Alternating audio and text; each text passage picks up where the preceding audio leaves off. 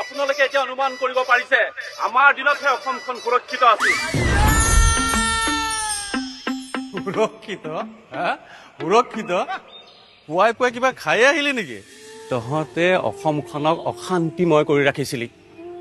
2004 চনত এই ধেমাজি চহৰ 15 তাৰিখৰ দিনটোত সেই কলা ধোঁৱাৰ মাজত কত সপোন যে কলিতে মহৰি গৈছিল জাননে? ৰাইজ আপোনালোকে আমাক ভোট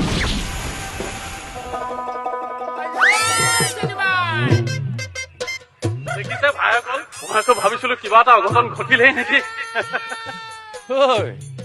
তহঁতৰ এতিয়া সেই চৰকাৰ নাই নহয় যে তহঁতি সেই গণেশগুৰি বোম ব্লাষ্টৰ শব্দ শুনা পাবি।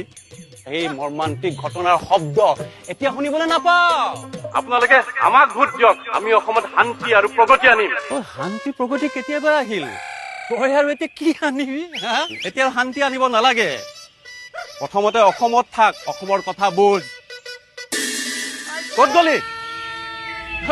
পূৰ্বৰ চৰকাৰৰ সেই অভিশপ্ত দিনবোৰ মনত ৰাখিছে অসমে। 70 বছৰৰ অৱহেলা মনত ৰাখিছে অসমে।